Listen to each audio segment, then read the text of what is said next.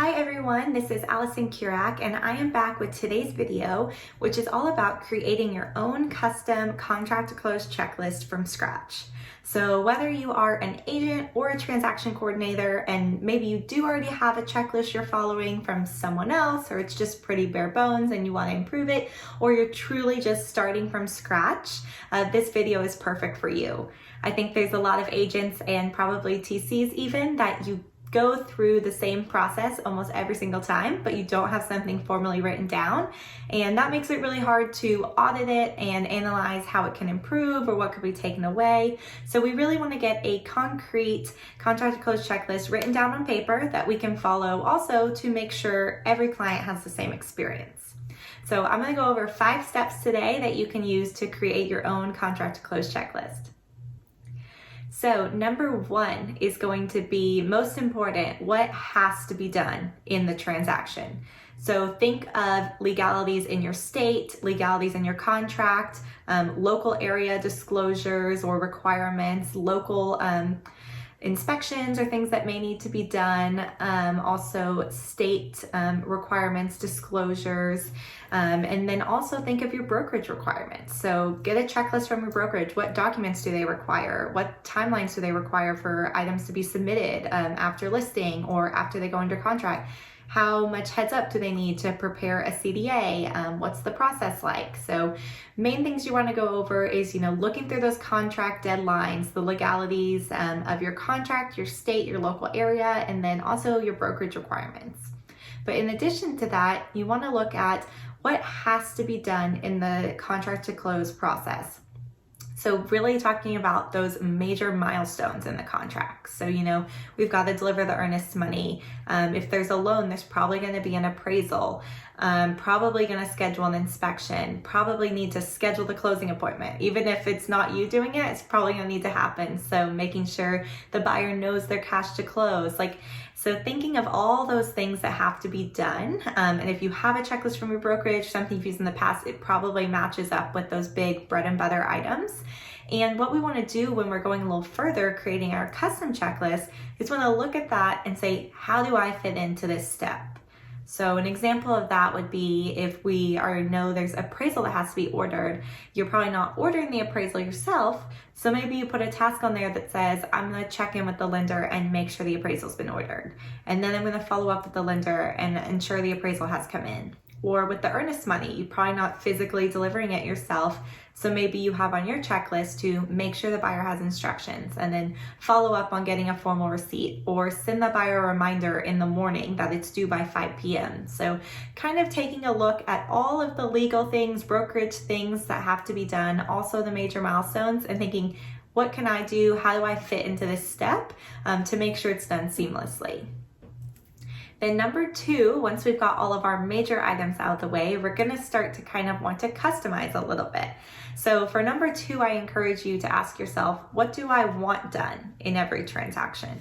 And so some ideas for this, maybe that cool thing you saw another agent do on social media that you wanted to implement, or maybe you met with a high producer in your brokerage and you noticed they do the same task every time that you weren't doing. With a listing, maybe this is, I always want to do an open house the first weekend. Definitely not a requirement, but something you want to do for your business.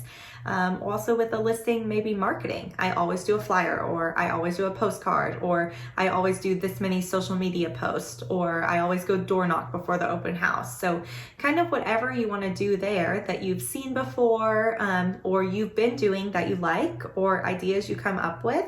Also, maybe you have on here that you always like to get your commission wired to your account. So you need to make sure there's a step that you know how to provide the title company or the closing agent with your wiring instructions for closing. So really any personal preferences, personal ideas that you have, that's kind of what we want to add in step 2. Then next up, we have step 3, which is going to take a little more of an analytical turn to it.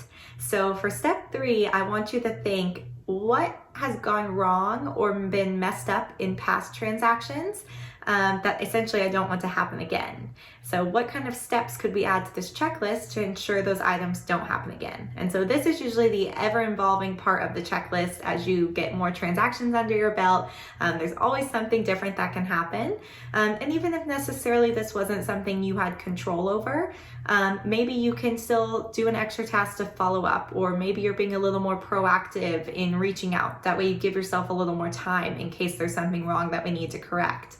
So really looking back at your past transactions and think, what is preventable here, and what can I do to make sure that doesn't happen again? So then we're going to want to add any of those tasks to our checklist here. Okay, and on to number 4. Number 4 is going to be, what are the client's common questions or misconceptions they usually have? And thinking of those, and how can we add things to our checklist to prevent that in the future?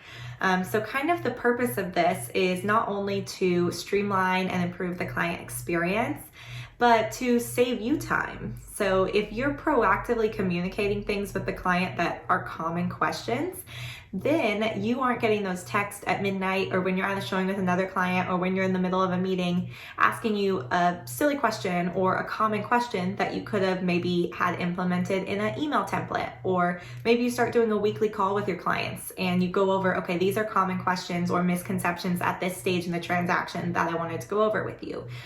So anything like that, or maybe they don't understand when they're going to get their keys. So we outlined in an email before closing exactly the process to get their keys, or whatever that process may be. So thinking of, what does the client usually ask me, and how can I get that off my plate so I can help streamline my day and also have the clients feeling informed. Okay, so for number 5, we're going to go over, what can we do to improve the client experience? What tasks can we add to this checklist that the client will find valuable? So in number 4, we went over more, what is the client asking a lot? How do we keep them from feeling uninformed or confused, or, also from reaching out to us too much and helping us not streamline our business because of constant interruptions?